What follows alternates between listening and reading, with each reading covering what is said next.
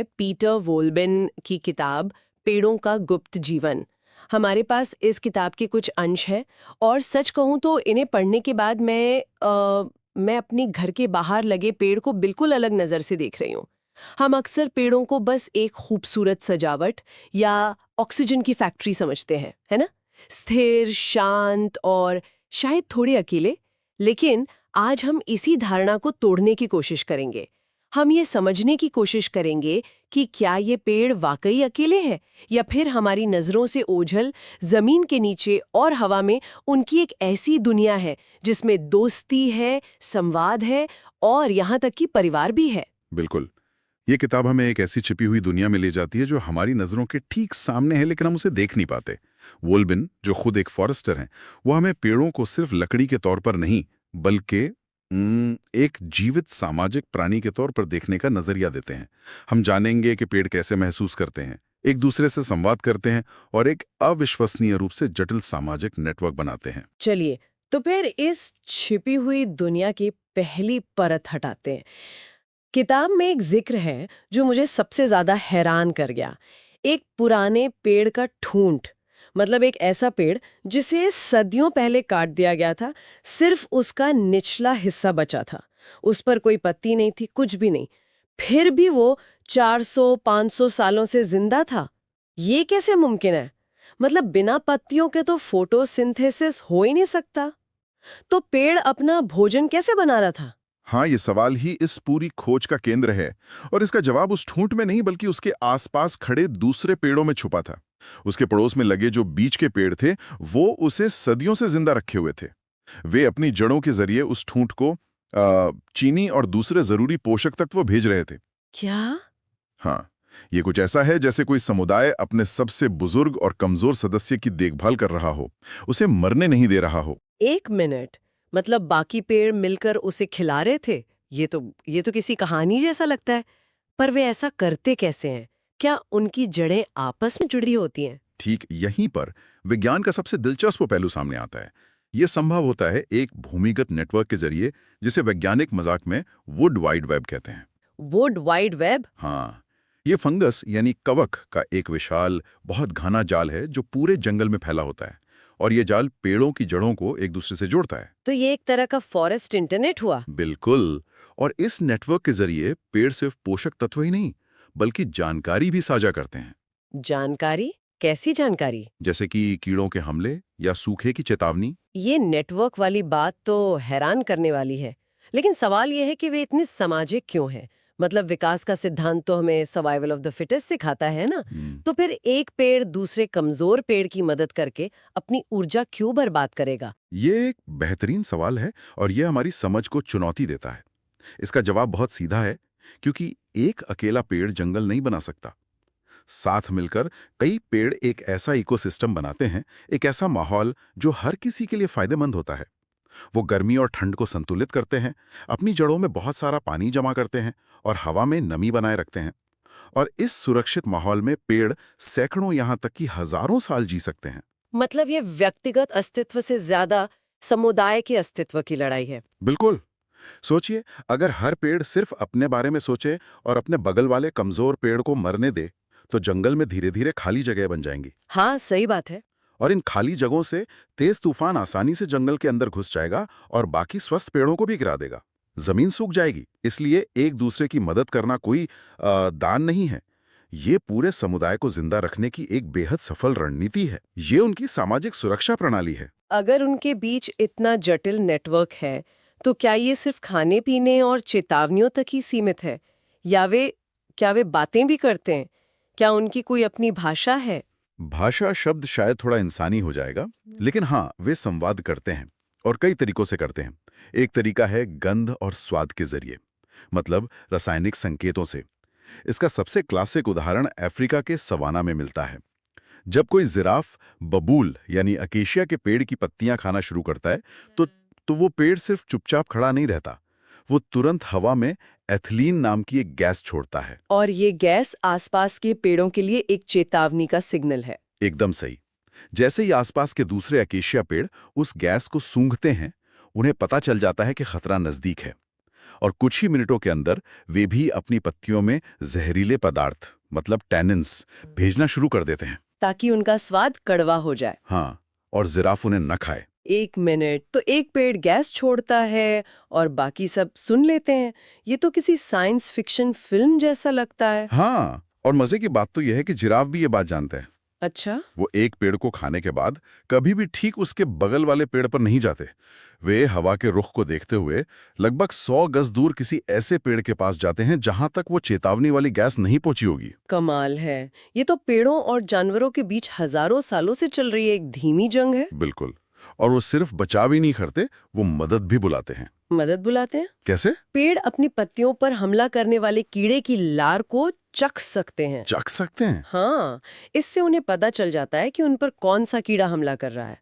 इसके बाद वे हवा में खास तरह के रसायन फेरोमोन्स छोड़ते हैं। ये एक तरह का SOS सिग्नल होता है। और ये सिग्नल किसे मिलता है? ये उन शिकारी कीड़ों को मिलता है जो इन हमलावर कीड़ों को खाते हैं। जैसे कुछ पेड़ परजीवी ततैयों को बुलाते हैं जो कैटरपिलर के अंदर अपने अंडे दे देती हैं। ओह! और फिर उन अंडों से निकले लार्वा कैटरपिलर को अंदर से ही खा जाते हैं। मतलब पेड़ अपने दुश्मनों से बचने के लिए भाले के सैनिक भी बुलाते हैं। ये एक बेहतरीन उपमा है, वे यही करते हैं। वाह, प्रकृति सच में क्रूर और अद्भुत दोनों एक साथ हो सकती है। ये सोचने पर मजबूर करता है कि हमारे पैरों के नीचे और आसपास हर पल कितना कुछ चल रहा है जिसके बारे में हमें कोई अंदाजा ही नहीं है। क्या संवाद के और भी तरीके हैं? हाँ, रासायनिक संकेतों के अलावा वे जड़ों और उसी फंगल नेटवर्क के जरिए विद्युत आवेग यानी इलेक्ट्रिकल सिग्नल भी भेजते हैं। हमारे नर्वस सिस्टम की तरह? कुछ कुछ वैसा ही, लेकिन बहुत बहुत धीमा। जहां हमारे शरीर में सिग्नल सेकंड के 1000वें हिस्से में पहुंचते हैं, वहीं पेड़ों में इनकी गति लगभग 1 इंच प्रति मिनट होती है। 1 इंच प्रति मिनट? हाँ, लेकिन पेड़ों के जीवन की धीमी गति के हिसाब से ये काफी प्रभावी है। और आवाज, क्या वे आवाज भी निकालते हैं? ये तो सच में कल्पना से परे लगता है। ये अभी शोध का एक नया क्षेत्र है, लेकिन कुछ शुरुआती अध्ययनों में पाया गया है कि पौधों की जड़ें 220 हर्ट्ज की फ्रीक्वेंसी पर धीमी चटकने जैसी आवाजें निकालती हैं। छटकने जैसी आवाजें? हाँ, और सबसे हैरान करने वाली बात यह है कि जब दूसरी जड़ों के पास ये आवाज बजाई गई तो उन्होंने अपनी नोक को उस आवाज की तरफ मोड़ लिया। सच में? ऐसा लगता है जैसे वे एक दूसरे को सुन सकती हैं। हम अभी तक ये नहीं जानते कि इन आवाजों का क्या मतलब है, लेकिन ये संवाद की एक और परत की ओर इशारा करता है। ये सब सुनकर ऐसा लग रहा है जैसे हम किसी दूसरे ग्रह के जीवों के बारे में बात कर रहे हैं। दोस्ती, इंटरनेट, भाषा। किताब में ये भी कहा गया है कि पेड़ सीखते हैं और अपने बच्चों की परवरिश भी करते हैं। मतलब एक ट्री स्कूल जैसा कुछ। हाँ, और ये शायद सबसे भावनात्मक हिस्सा है। माँ पेड़ अपने छोटे पौधों की, जिन्हें सैपलिंग्स कहते हैं, उनकी बहुत अलग तरीके से परवरिश करते हैं। वे अपने विशाल पत्तों और टहनियों से उन पर एक छतरी सी बनाए रखते हैं, जिससे छोटे पेड़ों तक सूरज की सिर्फ 3% रोशनी ही पहुंच पाती है। सिर्फ 3%? हाँ, वो उन्हें जड़ों के नेटवर्क से पोषक तत्व तो देते हैं, लेकिन धूप से दूर रखते हैं। लेकिन ये थोड़ा अजीब नहीं है? हम तो यही सोचते हैं कि ज्यादा धूप और पानी पौधों के लिए अच्छा होता है। ऐसा लगता है जैसे ये माँ पेड़ जानबूझकर अपने बच्चों को संघर्ष करने पर मजबूर कर रहे हैं। पहली नजर में ये क्रूर लग सकता है, लेकिन ये धीमी गति से बढ़ने की एक सोची समझी रणनीति है। जब पेड़ बहुत धीरे धीरे बढ़ता है तो उसकी लकड़ी की कोशिकाएं बहुत छोटी, घनी और मजबूत होती हैं। लकड़ी में हवा के लिए बहुत कम जगह होती है। अच्छा। इसका फायदा ये है कि जब बड़े होकर ये पेड़ तूफान का सामना करते हैं तो वे ज्यादा लचीले होते हैं और आसानी से टूटते नहीं।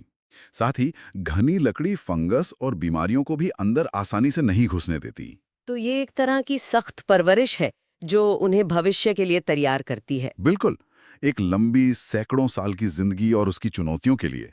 और जो पेड़ तेजी से बढ़ते हैं, उनका क्या?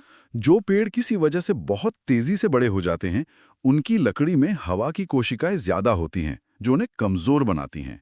वे जल्दी बड़े तो हो जाते हैं, लेकिन उनकी उम्र कम होती है।